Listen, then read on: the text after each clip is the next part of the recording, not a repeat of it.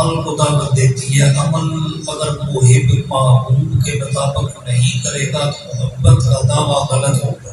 محبت کا دعویٰ سچا تبھی ہوتا ہے جب محب اپنے حبیب کی اس ذات کے اندر اپنے آپ کو فنا کر دے، اپنی مرضی ختم کر دے، اپنی منشا کو ختم کر دے، اپنی ذات اور اپنے اطوار و انداز کو بدل دے، جیسا محبوب چاہے ویسا بن جائے، تو تبھی محبت بھی خالص ہوتی ہے اور تبھی محبت بھی قابل قبول ہوتی ہے۔ میرا موضوع جو میں نے سورہ الحشر کی آیت نمبر 10 تلاوت کرنے کا شرف حاصل کیا، مجھے حکم ہوا کہ 11ویں شریف کی شرعی حیثیت اور ایصال ثواب کے مختلف طرق کے بارے میں بات کی جائے کہ 11ویں شریف ہم مناتے ہیں، اس کی شرعی حیثیت کیا ہے، اس کا قرآن و سنت سے کوئی ثبوت بھی ملتا ہے یا نہیں ملتا۔ سب سے پہلی بات تو یہ کہ قرآن و حدیث کا دور پہلے ہے، 11ویں شریف اور 11ویں شریف والے اعمال کا دور بعد کا ہے۔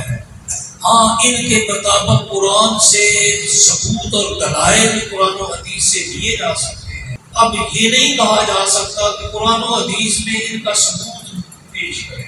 قرآن و حدیث میں دلائل اور براہین کی روشنی میں اسے جائز اور درست قرار دیا جا سکتا ہے۔ بعد والا عمل پہلے موجود دلائل کی روشنی میں درست یا غلط قرار دیا جا سکتا ہے۔ اب پہلے موجود دلائل جو موجود ہیں قرآن و حدیث کی روشنی میں، سب سے پہلے تو یہ سمجھے کہ 11ویں شریف ہے کیا۔ پہلی بات تو یہ ہے کہ یہ سمجھنا چاہیے کہ 11ویں شریف ہے کیا۔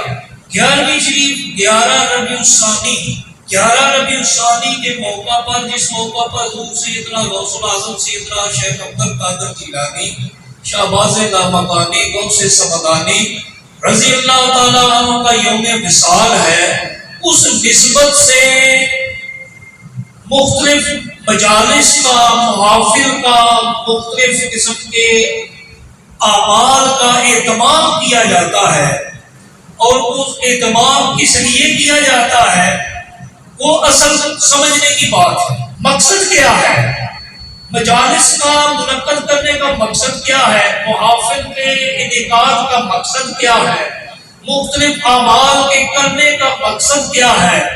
تو اگر غور کیا جائے تو 11 ربیع الثانی کے حوالے سے ربیع الثانی شریف کے اندر جو 11ویں شریف کی مختلف مجالس ہوتی ہیں، محافل ہوتی ہیں، اور ہر ماہ کی 11ویں تاریخ کو بھی اللہ تعالیٰ جنہیں توفیق دے، اللہ تعالیٰ جنہیں پر کرم فرمائے، جنہیں توفیق دے، وہ اللہ کے راستے میں کچھ صدقہ و خیرات بھی کرتے ہیں اور اسے 11ویں شریف کا نام دیا جاتا ہے۔